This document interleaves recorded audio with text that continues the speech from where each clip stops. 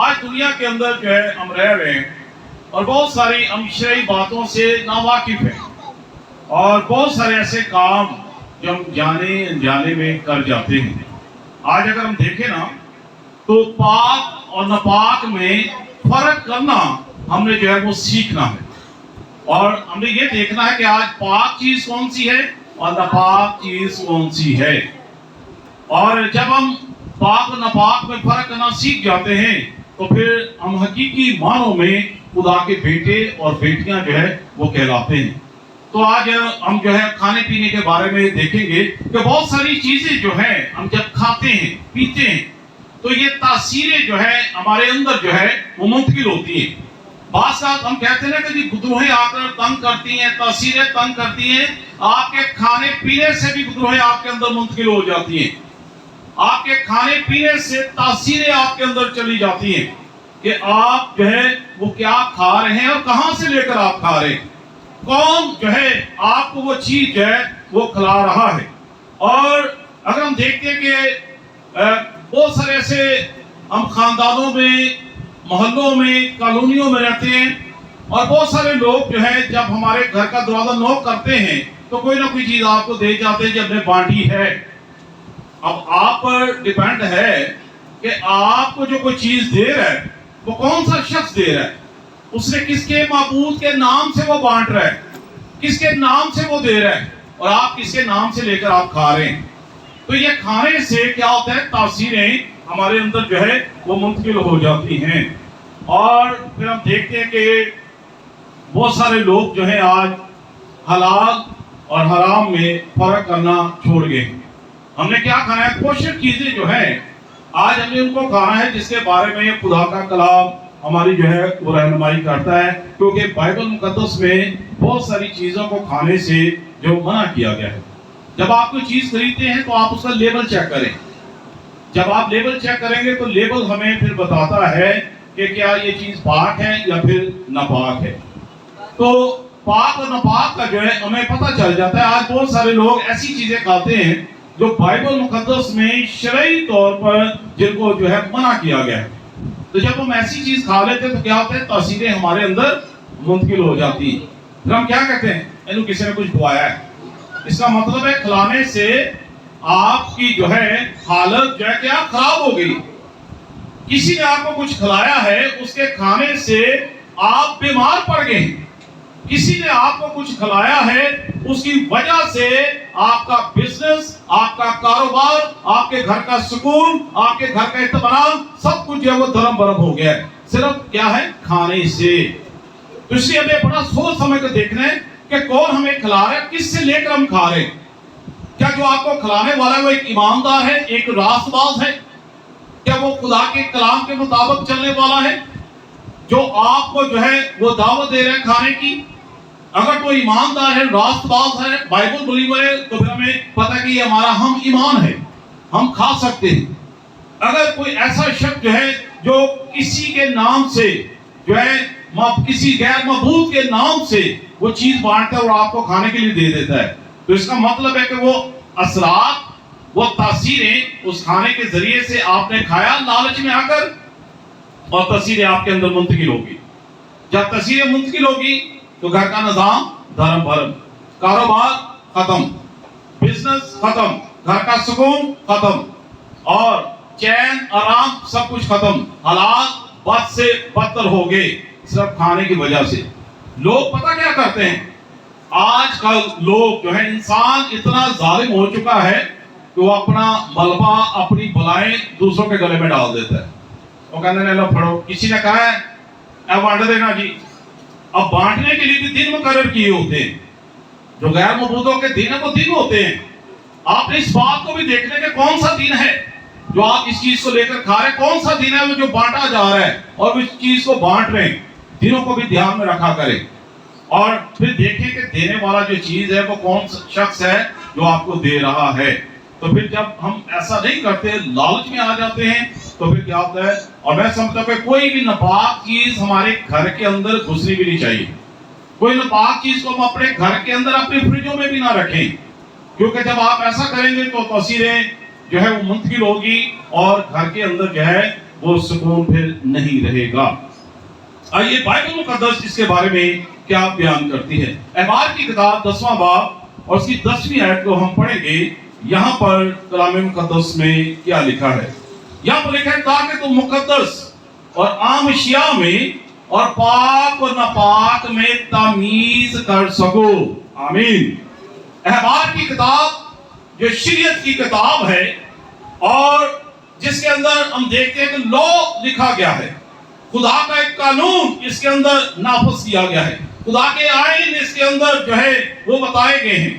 اور احبار اگر آپ 11 باب کا مطالعہ کریں تو خدا نے واضح طور پر آپ کو کہہ دیا ہے کہ آپ نے کیا کھانا ہے اور کیا نہیں کھانا ہے، کون سا گوشت کھانا ہے، کون سا گوشت نہیں کھانا ہے، کس جانور کا گوشت کھانا ہے، کس جانور کا گوشت نہیں کھانا ہے، کس پرندے کا گوشت کھانا ہے، کس کا نہیں کھانا ہے۔ آپ 11ویں باب کا مطالعہ کر سکتے ہیں۔ لیکن آج اس دور کے اندر ہمارے پاس جب بھی کوئی چیز آتی ہے نا تو ہم کیا کرتے ہیں؟ اب باپ بیٹا کرو دکھائیو، کوئی گل نہیں، پاک ہے۔ یہ ہم نے ایک کنسپٹ بنا لیا ہے، یہ ہم نے ایک ذہن بنا لیا ہے، اور باپ بیٹا کر کے کھاؤ کچھ نہیں ہوتا۔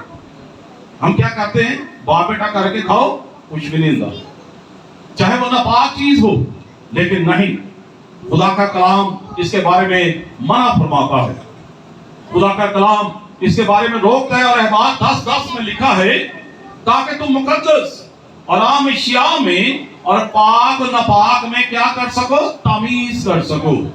خدا کا کلام ہمیں تمیز کرنا سکھاتا ہے کہ یہ پاک چیز ہے اور یہ ناپاک چیز ہے، یہ میں نے کھانی ہے اور یہ میں نے نہیں کھانی ہے۔ اگر آپ کھانے پینے کے تعلق سے آپ کو سمجھ نہیں لگتی تو بائبل مقدس کا مطالعہ کریں۔ آپ جو ہے کسی خدا کے خادم سے جو ہے بائبل مقدس میں لکھا ہے کہ شریعت کی بابت اپنے کہن سے دریافت کر، پھر آپ کو پتا چلے گا کہ کیا یہ ہمارے لیے واجب ہے یا نہیں واجب۔ لیکن لالچ جو ہے یہ موت پیدا کر دیتا ہے۔ ایک کھانے کا لالچ جو ہے یہ ہمارا سکون جو ہے برباد کر دیتا ہے۔ ایک کھانے کا لالچ جو ہے ہماری زندگی کو تباہ برباد کر دیتا ہے۔ تو اس لیے کبھی بھی کسی سے کوئی چیز لے کر مت کھائیں۔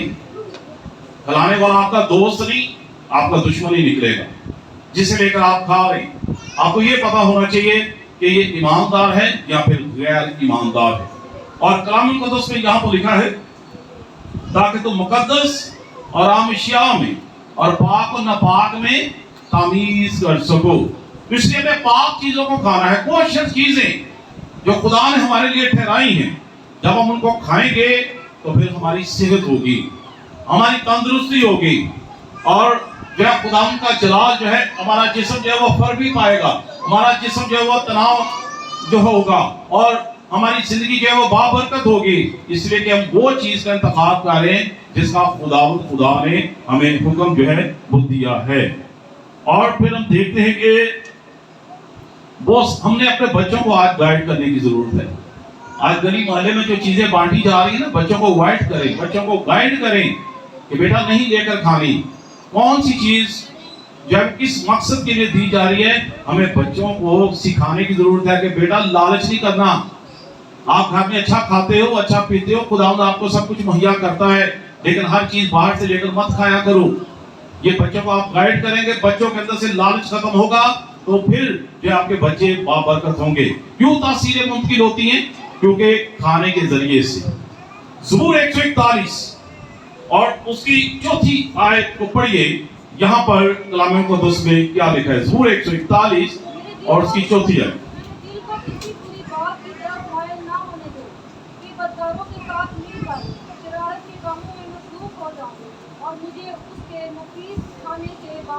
آمین۔ اب یہاں پر لکھا ہے زبور 141 ہم گاتے ہیں تو کیا کہتے ہیں؟ کھاوا نہ دے سواد لے کھانے۔ صرف گانے کی آتا کہ کھائی پی بھی ہی جانے ہیں، کھان پی تو کہیں مردے نہیں ہیں گے، لیکن زبور بھی ہم گائے جاتے ہیں، زبور 141 بھی ہم گاتے ہیں بڑے جوش کے ساتھ، اور ہم یہ بھی گاتے ہیں کہ کھاوا نہ دے سواد لے کھانے۔ پر سواد لے کھانے بے کے منہ پانی آ جاتا ہے، لالچ آ جاتا ہے، اور پھر کیا ہوتا ہے؟ ہم بیماریوں کا شکار ہو جاتے ہیں۔ ہم جو ہیں ہم اس کنڈیشن میں چلے جاتے ہیں جس کے بارے میں ہم سوچ نہیں سکتے۔ پھر ہم کہتے ہیں کہ ایسے دعاواں کرو، ये तो किसी कुछ कर देता है, इन्हों किसी ने कुछ खुआ देता है। तो इसका मतलब है कि एक लालच ने जो है आपकी जिंदगी को जो है वो तबाह और बर्बाद कर दिया है। तो ज़बूर 141 उसकी चौथी आयत, खावा ना उन्हां दे स्वादले खाने। आप हर किसी से लेकर कुछ नहीं खा सकते। हर कोई आपका दोस्त नहीं है, हर कोई आपका दुश्मन है। जो शायद आपकी शोहरत से, आपकी तरक्की से, आपके अच्छे मसाइल से, आपकी अच्छी आराइश आसाइश से वो जलता है, तो फिर क्या होगा? वो किसी ऐसे जादूगर के पास जाएगा तो कहेगा रुकवा दो। और अक्सर खाने से क्या होता है? तासीरें जो हैं मुंतकिल हो जाती हैं। तो ज़बूर 141 उसकी चौथी आयत में खावा ना ओना दे स्वादले खाने। तो ज़बूर 141 हमें बताता है, तो इसलिए हमें इन स्वादले खानों से क्या करना है? परहेज करना है। जब हम देखते हैं दानियल की किताब को पढ़ते हैं तो दानियल के 3 दोस्त सिद्रक, मीशक, अब्दुन्नजूब और दानियल, ये 4 नौजवान, खूबसूरत नौजवान, खुदा का डर, खुदा का खौफ इनके अंदर, खुदा के कलाम के मुताबिक ये चलने वाले, खुदा के आइन के मुताबिक चलने वाले, जब नबूकदनेस्सर बादशाह के दरबार में इनको पहुंचाया गया तो इनके आगे वो खाने रखे गए जिनको खुदा का कलाम मना करता था।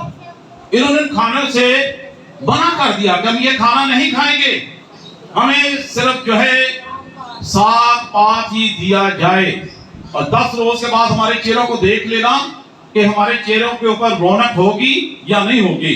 सिर्फ सादा गज़ा, साग पात। क्यों इन्होंने मना किया? क्योंकि वो शाही खुराक थी, शाही खुराक इनके आगे पेश की गई, और शाही खुराक जो थी उसमें कुछ ऐसी चीजें थी जो नापाकी को ज़ाहिर करती, जो खुदा का कलाम जो है हमें मना करता है।